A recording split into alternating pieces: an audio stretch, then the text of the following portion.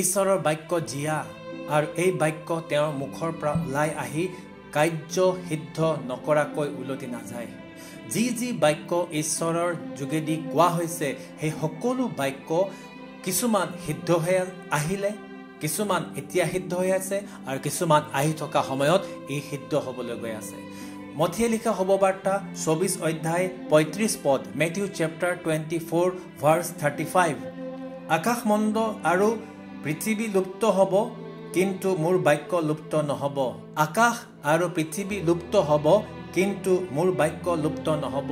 প্ৰভু যীশু খ্ৰীষ্টই এই বাক্য আমাক অতি দৃঢ়তাৰে কৈছে, আকাশ নাইকিয়া হৈ যাব পাৰে, পৃথিৱীৰ ওপৰত আকাশ আছে, অৰ্থাৎ পৃথিৱীখন নাইকিয়া হৈ যাব পাৰে, গ্ৰহ নক্ষত্ৰবিলাক নাইকিয়া হৈ যাব পাৰে, সকলোবিলাক নষ্ট হৈ যাব পাৰে, কিন্তু ঈশ্বৰৰ বাক্য কেতিয়াও লুপ্ত নহয়। Praise the lord.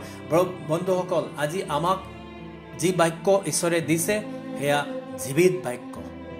যেতিয়া কুঁৱাৰী মৰিয়মৰ ওচৰলৈ স্বৰ্গদূত আহিলে, সেই স্বৰ্গদূতে মৰিয়মক বাক্য দান কৰিলে আৰু সেই বাক্য তেওঁ যেতিয়া গ্ৰহণ কৰিলে মৰিয়ম গৰ্ভৱতী হ'ল আৰু সেই মৰিয়মে সেই বাক্যৰ যোগেদি গৰ্ভধাৰণ কৰি এটি পুত্ৰ প্ৰসৱ কৰিলে।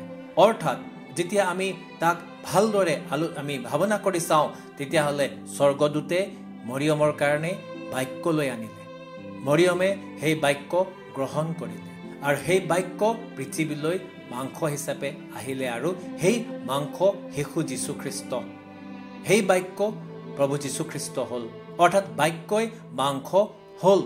গতিকে মই আপোনাক আজি ক'বৰ কাৰণে বিচাৰিছোঁ, সেই প্ৰভু যীশুখ্ৰীষ্ট বাক্য হয় আৰু মানুহৰ মাজত বসতি কৰিলে।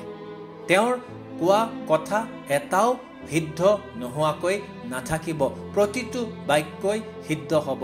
সেইকাৰণে স্পষ্টৰূপে ইয়াতে কোৱা হৈছে যে পৃথিৱী লুপ্ত হৈ যাব, কিন্তু মোৰ বাক্য লুপ্ত নহ'ব।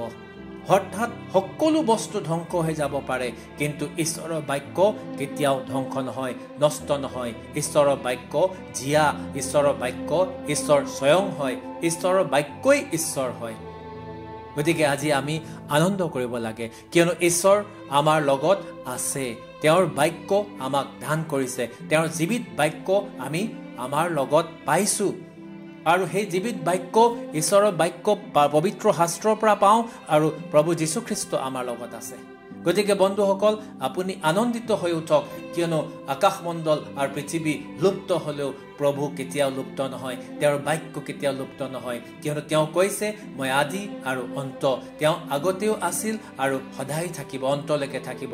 গতিকে সেই আদি আৰু অন্ত যেতিয়া আমাৰ লগত আছে, তেতিয়াহ'লে আমি কিহলৈ ভয় কৰিম? সেই আদি আৰু অন্ত যেতিয়া আমাক যিজনে নিমন্ত্ৰণ জনাইছে, তেওঁ আদি আৰু অন্ত হয়।